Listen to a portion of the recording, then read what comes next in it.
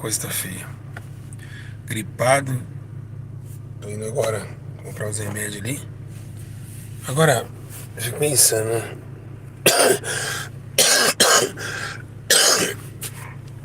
Eu tenho que voltar pra internet. Tem que voltar.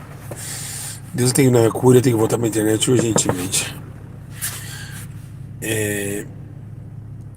Olha, esse pastor tá ensinando cada coisa que eu vou falar pra vocês. É vergonhoso demais. Eu não sei, eles lêem a Bíblia e acham que o seu próprio entendimento é suficiente pra trazer a conduta de avivamento e convencimento pro povo.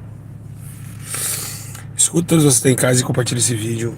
Eu não gravei isso, eu não decorei isso, eu vou começar a falar. Tá certo? Tá certo? Vou começar a falar. Já vou falar, não tô lendo nada, tô aqui dentro do carro, parado. O que vocês vão ver agora é a sabedoria divina que foi colocada na minha vida. Não pedi. Não foste vós que me escolheste, mas eu escolhi a vós. Não pedi. Vamos lá. Presta atenção. Todo mundo aí pega isso. Uma vez por todas. Começamos. Ó, eu vejo o Flávio ensinando errado. Thiago MDB ensinando errado. Meu, é tanta gente ensinando vocês errado. Gente, de onde vocês tiraram isso, pastores? Vou começar aqui pra vocês. Não li nada, tá? Isso aqui não sou mais que vocês também não. Mas Jesus colocou cada um no seu devido lugar. Vou ensinar vocês. Vamos lá. Preste bem atenção. Religião. Religião é um agrupamento de pessoas que pensam na mesma dogma, ou seja, no mesmo sentimento, no mesmo conduta, no mesmo tempo de passos. A religião, ela é tomada e formada por pessoas. Pessoas que têm o mesmo vínculo de dogmas, ou doutrinas, vamos colocar melhor dizendo. Isso se faz refletir uma fé. Pode ser em Maomé, pode ser em Maria, pode ser... Enfim, nós não temos religião, né? A Bíblia diz que a religião era sempre vã. Então, nós temos uma conduta chamada conduta cristã, que é uma comunidade que não veio para somente adorar, sim para morrer. A Bíblia menciona que quando Jesus ele sobe, e os discípulos já estão preparados para sofrer como ele sofreu e morrer também para descer por ele. Então, automaticamente, não temos uma comunidade cristã. Nós temos um povo que se uniu, mas que logo, logo vai morrer. Serão dispersos. Irem para 6 caminhos, é claro que 12 dividido por 2 dá 6 caminhos, e o 7º Jesus Cristo. Então Jesus é o caminho. Quando João Batista veio dizendo, eu vim preparar o caminho, não é o caminho para Jesus passar, porque Jesus é o caminho, então ele veio preparar Jesus, tá certo? Vamos lá, outro detalhe. A questão maior que vocês não entendem é que, na verdade, o que acontece com a criação do ser humano. Eu não vou assistir, mas não dá para assistir os seus ensinos, cara. Eu falei assim, eu assisti um ensino. Não dá pra ensinar, os seus ensinos são muito errados. Os seus ensinos é muito feio. O que acontece? Nós somos feitos de três atividades separadas: corpo, alma e espírito. Primeiro, chamado corpo. Corpo, a moldura do barro. Lembramos bem que a Bíblia diz, no 4º dia, Deus fez o homem com barro da terra. Lembrando nós que depois que ele fez, ele deixou um dia, depois foi lá e soprou nele as narinas de Deus, soprou no homem nas narinas do homem, e ali o espírito de vida, e se tornou alma vivente. Ou seja, a alma era acoplada no espírito, o corpo nada presta, é matéria da terra, mas só vai estar caindo por causa que se a terra se contaminou, como o corpo é feito da terra, o corpo também cai e se contaminou. Então, se a terra vai passar pelo pecado do homem, Adão e Eva, assim o corpo vai cair também, porque ele foi feito da terra, do corpo da terra. Ou seja, o corpo é ligado na terra. O espírito veio de cima. O espírito é eterno. Deus é eterno, sempre eterno. Meu Deus, seus mentirosos, ensinando coisa errada. Deus é eterno, sempre eterno. Então, o espírito e a carne não combinam. Por quê? A carne veio da terra e o espírito não é mais da terra. Ele é do céu. Então, as atribuições da carne são obras de morte. O do espírito é obras de vida. Quem semeia na carne, se fará corrupção. Quem semeia no espírito, se fará vida eterna. Vida eterna, ou seja, do eterno. A vida que soprou no espírito e se tornou alma. O que é a alma? Projeto alma. Projeto alma é a sua vida, a sua existência, seus declínios, seus sentimentos, suas escolhas, que carrega o corpo, matéria, que há de passar, ou seja, que vai cair. Essa matéria, agrupado na alma, se destaca o espírito. Pois bem, o espírito translada para Deus, ou seja, ele volta para Deus, e a alma segue o juízo, tá bom? Então, o homem, o homem segue o juízo da sua condenação, né? O homem segue o juízo da sua condenação. A questão maior não é somente essa.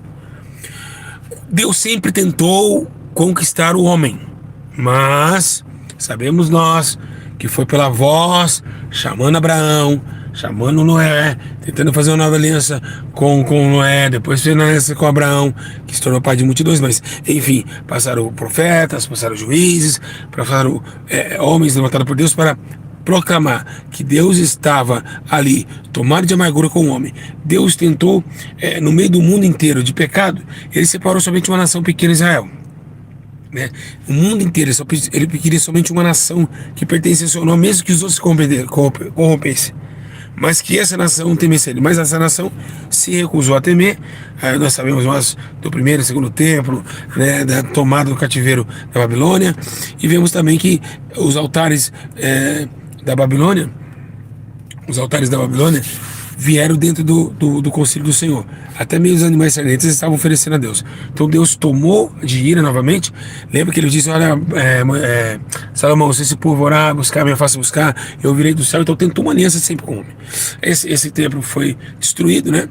Que demorou 7 anos, que foi feito por Salomão, porque Deus queria edificar uma casa para ele morar com Israel, para ele ficar dentro da terra de Israel, né? Nós sabemos do tabernáculo terrestre, o ambulante. Depois vemos o templo, a glória do templo. Aí Ageu vem profetizando que mesmo ele que caiu aquele, a glória do segundo templo será maior que a primeira. Mas aquele lá, o Ciro Persa, que resgatou o povo depois de 70 anos de exílio, o que a gente vê? A gente vê que demorou 500 anos para a construção. Então, e depois Tito o Grande acabou. Então, o que nós temos que fazer? Nós temos que entender que Deus sempre tomou o homem, tentou colocar suas leis. Nós somos co-herdeiros de Cristo. Então, se Cristo é o herdeiro, ele é filho. Então, nós somos filhos primeiro. Nós somos filhos intermédio de Cristo. Não somos filhos primeiro. De forma nenhuma. Somos filhos intermédio de Cristo. Cristo nos unificou na aliança. Então ninguém fala: sou filho de Deus. Não. Você é filho porque você é lavado e remido na cruz do Calvário. Nos mandamentos do Senhor. Você não tem poder nenhum para ser chamado filho de Deus. A Bíblia diz: deu-lhe o poder. Deu-lhe o poder. Não é, você não tem poder. Mas todo aquele que crê, deu-lhe o poder. João 12. Deu poder. Você não tem. Eu sou filho. Você não tem poder para nada. Você não tem poder para nada. Então deu poder. Esse poder que foi dado foi através que venceu a morte. Porque todos os filhos de Deus tinham vida e não tinha morte. O homem pelo pecado semiu a morte. Aí vem que? Onde eu quero entrar, onde vocês ensinam tanto errado, desde a criação. Gente, para pensar uma coisa. É muito fácil entender. Deus sempre quis comunicação com o homem, já falei, por Turim, por sonhos, por revelações, por jovens como Daniel, então, tentando mostrar sua autoridade, seu poder, seu domínio. Mas sabe de uma coisa? Quando Jesus ele desce na terra, o verbo, ou seja, os mandamentos, a palavra de Deus, que não foi só escrita na mente. Depois da mente, passou pelos profetas, dos profetas foi para as escritas. Das escritas, a palavra de Deus veio em carne. O verbo estava com Deus, o verbo era Deus, e habitou entre os homens, e se fez carne. O verbo, a palavra ambulante, ou seja, a palavra não vinha somente de profetas, em voz, em palavras e profecias. Agora, o verbo de Deus. O que significa verbo? Palavra. A palavra sai de onde? Da boca. A boca de Deus é o quê? Uma espada. Então, Jesus saiu de dentro de Deus. Ou seja, da boca. Da boca sai a voz. O verbo estava com Deus. O verbo era Deus. O verbo era Deus. Então o Pai está no Filho, o Filho está no Pai. Desde lá. Então, entendeu? Saiu o verbo. O verbo saiu, se fez carne. Por que o verbo se fez carne? Porque a palavra tinha que ser executada com sangue. A palavra tinha que ter um testamento firmado com sangue. Não somente a palavra poderia salvar, mas o sangue em cima da palavra. Então Jesus sangrou porque a palavra sangrou. E por que a palavra sangrou? Porque a palavra tinha que ser sacrificada. A palavra tinha que incomodar as trevas e ser sacrificada. E quem pregou foi o primeiro pregador da palavra. O primeiro pregador da palavra foi os fariseus. O primeiro pregador da palavra foi os fariseus. Porque pregou Jesus a palavra. Então, isso é uma pegadinha. Jesus é a palavra. Assim, então, tá feia a coisa. Então Jesus é o primeiro pregador da palavra. Ele pregou a palavra. Jesus é a palavra, então o verbo. Mas o primeiro pregador. Então olha que muito interessante. Deus usou até isso, né? Fez com que os próprios fariseus pregassem essa palavra. Agora, quando Jesus saiu, quando ele, terceiro dia ele ressuscitou, o que aconteceu? Aconteceu algo muito interessante. Aí vem o doador. Olha que interessante. Primeiro saiu o verbo da boca de Deus, dentro de Deus. Depois do que sai dentro de Deus, sai dentro dele um espírito. Vocês entenderam? Alguém entendeu? Todos entenderam? Então, a camada dos três foram se destacando. Um saiu de outro saiu de outro. Os três se formaram. Uma escada, ou seja, algo que se chegasse até o homem. Então, não entenderam? O verbo estava dentro de Deus, Jesus saiu, o Filho saiu do Pai. Ele mesmo fala que ele saiu do Pai. Ele mesmo fala, ele adverte. Depois, né, o Espírito Santo é doado por Jesus. Ou seja, ele sai de Jesus, o doador. Para convencer, alguém entendeu? Para convencer o homem do pecado. Então, esses três repartições, o Pai separou o Filho separou o Espírito, foi para quê? A terceira aliança. É a última aliança agora, do convencimento. Então, essa separação, ela se originou em quê? Se originou dizendo assim, ó, eu dou de tudo.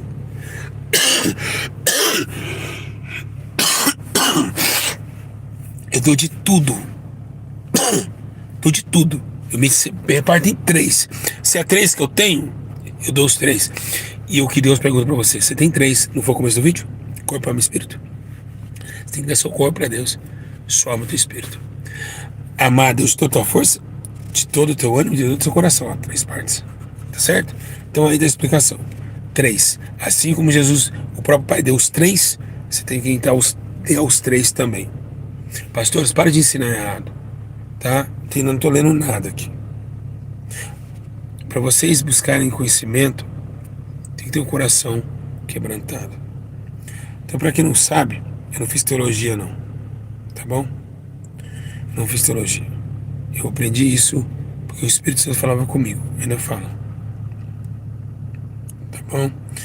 Então, é isso. Deus se dividiu em três para te salvar.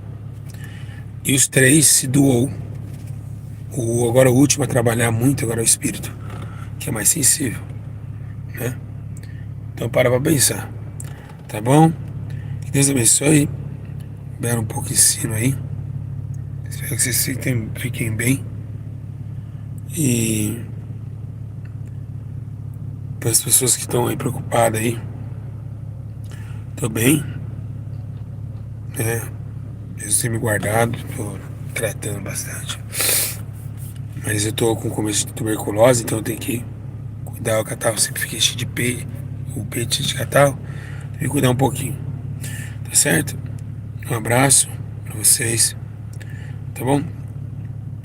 E espero que vocês peguem essa mensagem e guardem o coração de vocês e vocês possam sentir essa graça.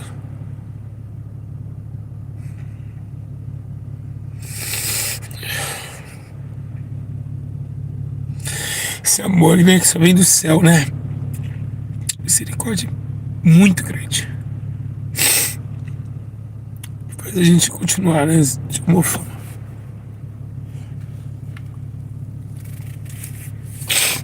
Mesmo apanhando, mesmo sofrendo, a gente tem dentro de nós essa essência. E ninguém pode tirar isso de vocês. É dentro de vocês. O Espírito entrou dentro de vocês. Ele está dentro de vocês. E por isso que ele queria fazer morada agora no homem.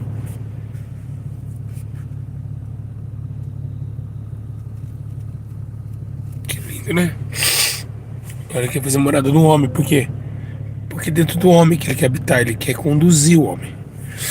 Se a mão faz assim, o espírito quer fazer. Se olha, o espírito quer olhar. Não é você olhando, agora é o espírito olhando. Porque quando o espírito olha, ele não olha com malícia. Quando ele não fala com presunção. E é isso. E...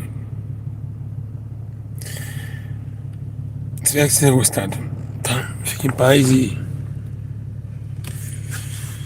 Espero que Deus abençoe todos vocês.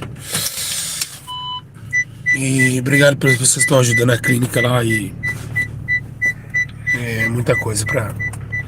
É muita responsabilidade, é muita coisa. Parece que não, mas eu tô do mesmo jeito ainda. Mais preocupado ainda, né? Porque. Mas enfim. Falar pra esses pastores parar de mentir aí. Você não sabe ensinar, a gente não ensina. Ensina uma coisa muito séria. Porque vocês vão dar conta que vocês falaram, se é verdade ou mentira. E se Deus falar assim, oh, não, não é isso. Se ensinou as pessoas erradas, ensinar é uma coisa muito séria. Tá bom? É muito sério ensinar. Certo? Bom, Deus abençoe vocês. Fiquem na paz e obrigado por cada um que tem amado a minha vida e colocado a minha vida em orações. Hein? Um abraço e espero que tenham gostado do pouco ensino, hein? Vocês gostaram? As pessoas falam que sente paz nas minhas lives, né? Mas é por causa de mim, não. É porque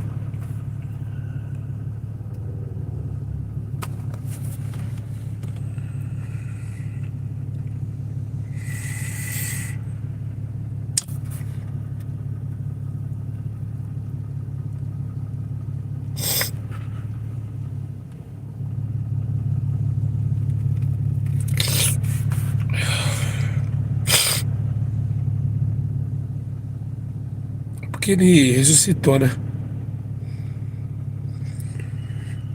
Eu tenho certeza que ele vai me guardar. Vai continuar me guardando. E tudo que eu fiz foi por amor ao Senhor. Não foi nem por dinheiro, por nada. Muito amor ali, muito amor. Um abraço a todos e fique na paz. E é isso. Tenha um ótimo dia e bom feriado. Logo, logo volto. Voltarei os pais. Deus abençoe a todos vocês.